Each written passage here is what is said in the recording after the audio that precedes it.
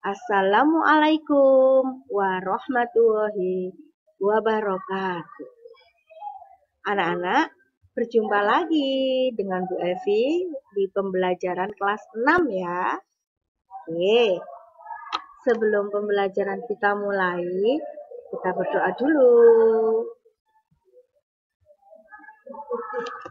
Ila hadratin Nabil Mustafa Sayyidina Muhammadin sallallahu alaihi wasallam wa ala alihi wa aswajihi wa dzurriyyatihi sayyulillahi laumul Fatihah. A'udzu billahi minas syaitonir rajim. Bismillahirrahmanirrahim. Alhamdulillahi rabbil alamin. Ar-Rahmanir-Rahim. Maliki yaumiddin. Iyyaka na'budu wa iyyaka nasta'in. Ihdinas siratal mustaqim. Siratal ladzina an'amta 'alaihim ghairil maghdubi 'alaihim waladdallin. Amin. Bismillahirrahmanirrahim. Raditu billahi rabba wa bil islami dina wa bi Muhammadin nabiyya wa rasula. Rabbi zidni ilma warzuqni fahma waj'alani minas sholihin.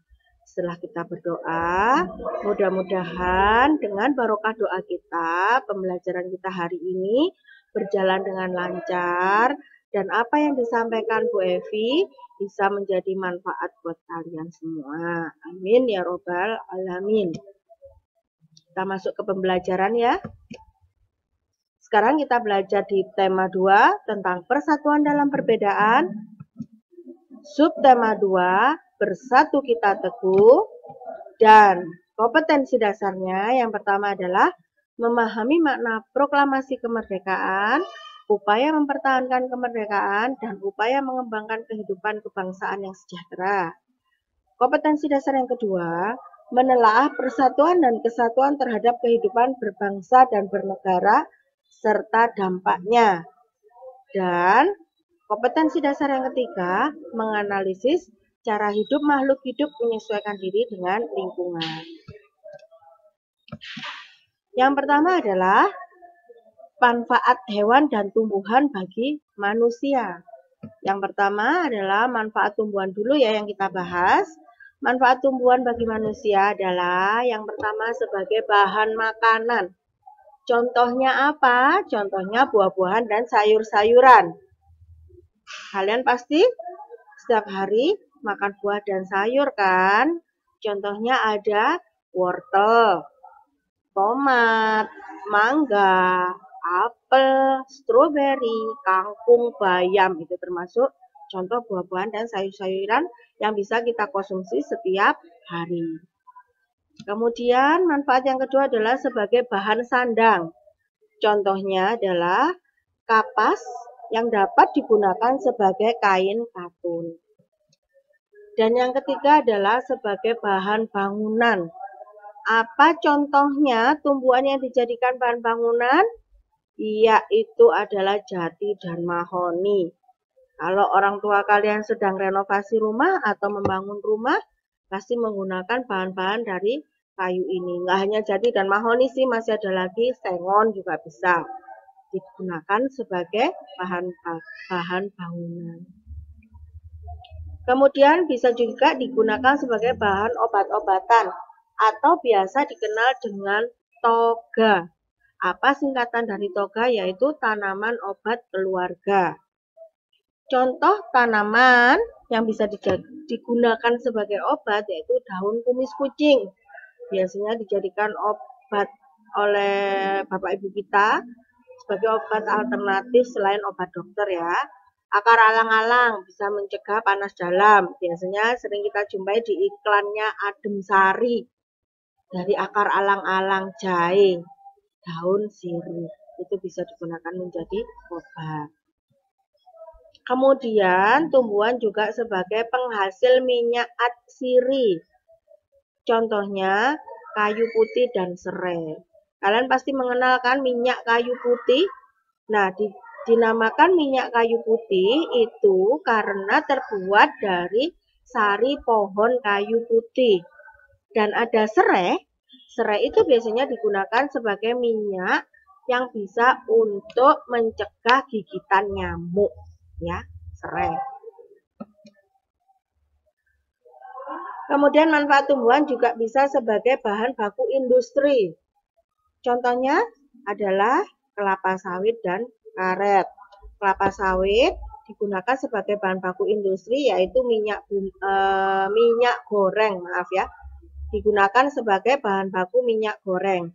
Dan karet biasanya dijadikan sebagai bahan baku untuk ban mobil dan ban sepeda. Manfaat tumbuhan yang berikutnya adalah sebagai pewarna alami. Contohnya kunyit yang bisa menghasilkan warna kuning, wortel yang bisa menghasilkan warna jingga, dan daun suci atau daun pandan bisa menghasilkan warna hijau. Biasanya ini digunakan sebagai pewarna makanan, supaya tidak menggunakan pewarna makanan dari tekstil, menggunakan yang alami saja, biar tidak beracun.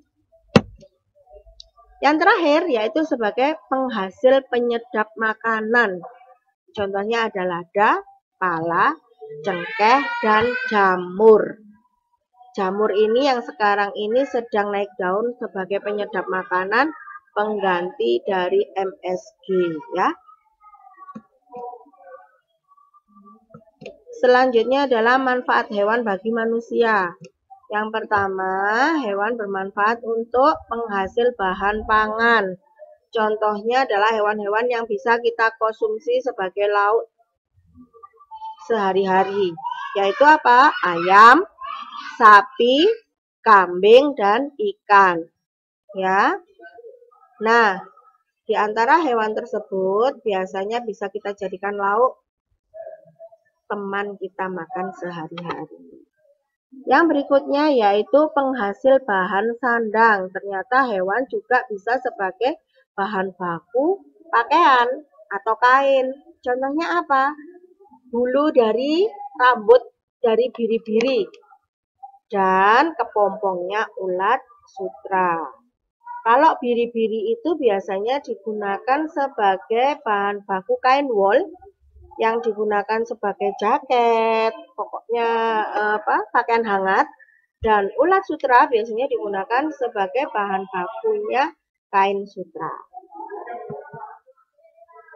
Berikutnya adalah sebagai bahan obat-obatan. Contohnya adalah badak yang diambil culanya, ular yang diambil bisanya, kerang, siput, dan cacing. Siput ini biasanya diambil lendirnya, dan cacing biasanya cacingnya diolah menjadi serbuk yang bisa menjadi obat malaria. Tapi bukan berarti terus kita boleh berburu badak ya untuk mengambil obatnya atau culanya, salah. Kalau memang badak itu sudah mati, diambil culanya, nah itu boleh. Oke? Kemudian manfaat hewan adalah bisa diambil tenaganya. Contohnya adalah sapi, kerbau, dan kuda. Yang biasanya kita temui kuda itu untuk penarik delman atau dokar. Bahasa Jawanya dokar. Yang biasanya kita naikin di pasar minggu, di alun-alun. Ya. Tapi selama pandemi COVID, jangan dulu ya. Kita diam dulu di rumah. Yang terakhir adalah manfaat hewan berikutnya sebagai bahan kerajinan. Contohnya sapi dan kerbau yang diambil kulitnya. Biasanya digunakan sebagai kerajinan, digunakan sebagai bahan wayang kulit. Dan kerbau, rusa diambil tanduknya biasanya bisa digunakan untuk senjata atau hiasan saja.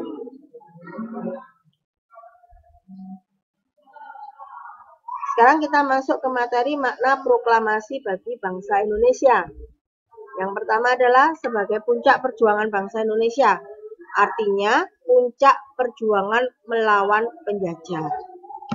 Yang kedua menjadi pernyataan de facto. Artinya bahwa pernyataan fakta atau tertulis bahwa pada saat proklamasi itu dikumandangkan atau dibacakan, Indonesia benar-benar merdeka dari penjajah Belanda. Ya. Yang ketiga adalah menaikkan martabat bangsa. Karena sudah merdeka berarti dia punya negara yang bebas. Yang keempat, dapat memulai perjuangan sebagai negara baru. Setelah Indonesia merdeka, dia menjadi Negara Kesatuan Republik Indonesia atau kita kenal dengan NKRI. Nah, di sini artinya bangsa Indonesia dengan merdeka memulai perjuangan untuk mengisi kemerdekaan atau berjuang untuk kemajuan NKRI. Yang kelima adalah tonggak sejarah Indonesia. Yang keenam, merupakan akhir penjajahan kaum kolonialis bagi bangsa Indonesia. Menyatakan bahwa sudah dinyatakan bebas dari negara kolonial. Yang ketujuh, merupakan pernyataan kemerdekaan dan bebas dari belenggu penjajahan, serta sekaligus membangun kehidupan baru menuju masyarakat Indonesia yang merdeka, bersatu, berdaulat, adil, dan makmur. Ya, berarti harapannya bahwa dengan Indonesia merdeka, kehidupan negara Indonesia, bangsa Indonesia khususnya, lebih bersatu, berdaulat, dan adil, dan makmur. Yang terakhir, merupakan sumber tertib hukum nasional yang mengandung makna berakhirnya hukum kolonial dan digantikan dengan tata hukum nasional. Maksudnya Indonesia sudah tidak menggunakan lagi hukum dari negara kolonial, akan tetapi mempunyai tata hukum sendiri, tata hukum negara Indonesia. Berikutnya, arti penting persatuan dan kesatuan. Apa artinya persatuan dan kesatuan ini? Yang pertama, dalam kehidupan bernegara, pengamalan sikap persatuan dan kesatuan diwujudkan dalam bentuk perilaku. Jadi sudah tidak hanya pengucapan persatuan dan kesatuan, akan tetapi adalah perilaku apa yang menunjukkan persatuan dan kesatuan itu. Yang pertama adalah mempertahankan persatuan dan kesatuan di wilayah Indonesia. Ya. Yang kedua, meningkatkan semangat Bhinneka Tunggal Ika. Apa sih artinya Bhinneka Tunggal Ika? Iya, betul. Berbeda-beda tetapi tetap satu jua. Berarti kita harus tetap semangat untuk mempersatukan Indonesia dengan berbagai perbedaannya. Yang ketiga, mengembangkan semangat kekeluargaan. Dan yang keempat, menghindari penonjolan SARA karena lebih dari 90 tahun yang lalu para pemuda Indonesia telah mengikrarkan bentuk perilaku yang mendukung persatuan dan kesatuan. Ikrar kesepakatan para pemuda tersebut diwujudkan dalam sumpah yang dicetuskan pada tanggal 28 Oktober 1928. Sumpah apa itu anak-anak? Iya, Sumpah Pemuda.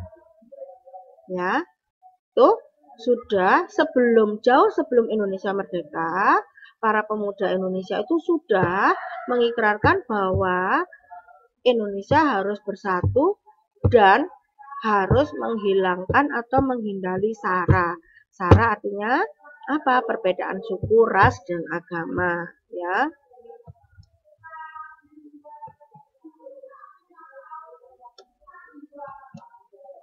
Nah, perilaku merawat hewan dengan benar.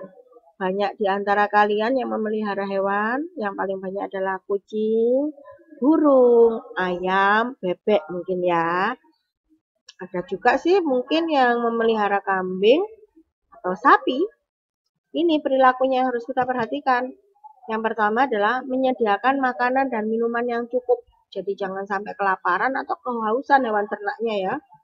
Yang kedua adalah menempatkan hewan dalam kandang yang terawat. Artinya harus dirawat, kandang harus dibersihkan, tidak dibiarkan begitu saja. Yang ketiga, tidak boleh menyiksa binatang seperti memukul, mencabik, merantai, itu tidak boleh. Sehingga binatang itu kesakitan. Dan tidak boleh mengadu binatang adu domba, adu ayam, itu dilarang karena menyakiti hewan. Adu ikan, biasanya ikan cupang. Adu burung. Burung kalau diadu dengan kicauannya yang dia harus full berkicau, lama-lama dia akan lelah dan kesakitan. Yang keempat, jika binatang itu dijadikan tunggangan atau penarik beban, hendaklah jangan terlalu dikuras tenaganya. Misalkan kuda. Kuda yang diambil tenaganya untuk menarik delman tidak boleh 24 jam dia harus menarik delman terus karena dia bisa kecapean dan sakit. Itu juga termasuk kita menyiksa binatang. Yang terakhir, jika melihat binatang sedang dalam bahaya atau kesusahan, hendaklah segera ditolong ya. Bagi yang suka binatang pasti cepat menolong. Nah, anak-anak, demikian materi yang sudah diberikan Bu Evi. Materi yang pertama tadi apa? Tentang apa? Manfaat tumbuhan bagi manusia. Yang kedua adalah manfaat hewan bagi manusia. Yang ketiga, makna proklamasi bagi bangsa Indonesia. Yang keempat adalah arti penting persatuan dan kesatuan. Dan terakhir adalah tadi memelihara hewan. Nah, itu dulu yang disampaikan oleh Bu Evi. Mudah-mudahan materi hari ini bermanfaat untuk kalian ya. Tetap utamakan disiplin waktu, perbaiki hasil supaya kalian menjadi siswa yang berprestasi. Kita akhiri doa dulu ya. Bismillahirrahmanirrahim. Wal asri. Innal insana lafi khusrin illalladzina amanu wa amilus solihati wa tawasau bil haqqi wa tawasau bis sabr. Amin. Wassalamualaikum warahmatullahi wabarakatuh. Jumpa lagi lain kali.